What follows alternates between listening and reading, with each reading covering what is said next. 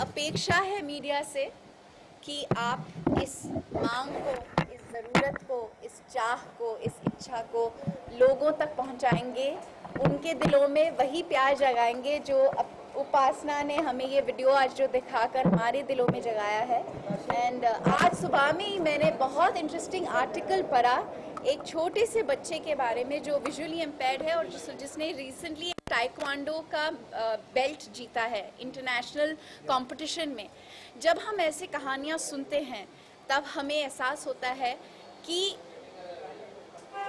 Disability is a perception of society. People who are disabled are actually more able than one of us, क्योंकि वो बावजूद अपने disability के इतने बेहतरीन काम कर जाते हैं अपने ज़िंदगी में जो शायद आप और मैं नहीं कर पाते।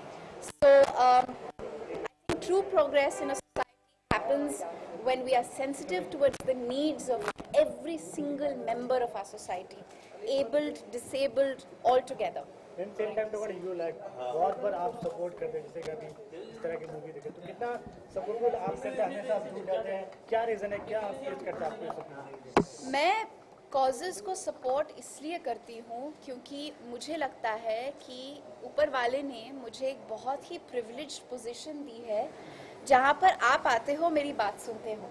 अगर मैं इस बात का फ़ायदा अच्छे ढंग से उठा पाऊँ और आप तक अच्छी बातें पहुँचा पाऊँ तो मेरी जिम्मेदारी मेरे खुद की तरफ बढ़ जाती है। मुझे खुद में एक खुशी महसूस होती है।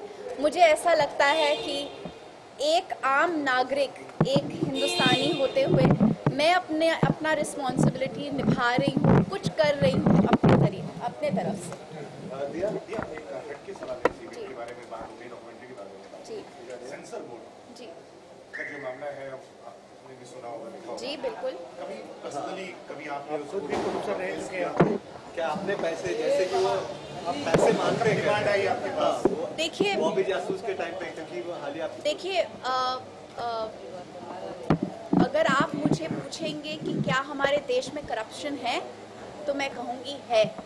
अगर आप मुझसे पूछेंगे कि क्या फिल्म इंडस्ट्री का हिस्सा होते हुए हम इस समस्या को लेकर जूझते हैं तो मैं कहूँगी जूझते हैं।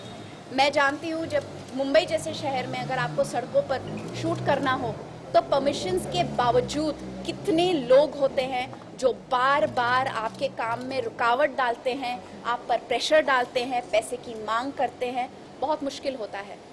रही बात सेंसर बोर्ड की तो मैं उस पर कमेंट नहीं करूँगी इस वक्त, क्योंकि the matter is under investigation और मैं जानती हूँ कि जितने भी फिल्में जनवरी से अभी तक रिलीज़ हुई हैं वो भी इन्वेस्टिगेट होंगी किसी भी लेवल पर, क्योंकि ऑब्वियसली अगर एक बोर्ड चीफ के ऊपर कोई क्वेश्चन उठे हैं तो उनके इर्द गिर्द जितनी भी चीज़ें आई हैं या गई हैं होंगी।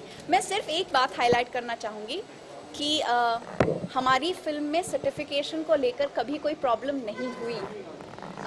हमारा कोई ऐसा गाना नहीं था जो हम पुश करना चाह रहे थे। हम कोई सर्टिफिकेशन में ऑल्टरेशन नहीं लाना चाह रहे थे। हमारा प्रोसेस काफ़ी क्लियर और ट्रांसपेरेंट होता है। लेकिन ये कहते हुए वक्त मैं ये भी कहूँगी कि इसका मतलब ये नहीं हुआ कि दूसरे जो जाते हैं वहाँ पर कुछ गलत कर रहे हैं। आई थिंक जब भी किसी भी प्रोसेस में ट्रांसपेरेंसी बढ़ जाती है तो the chances of corruption reduce हो जाते हैं।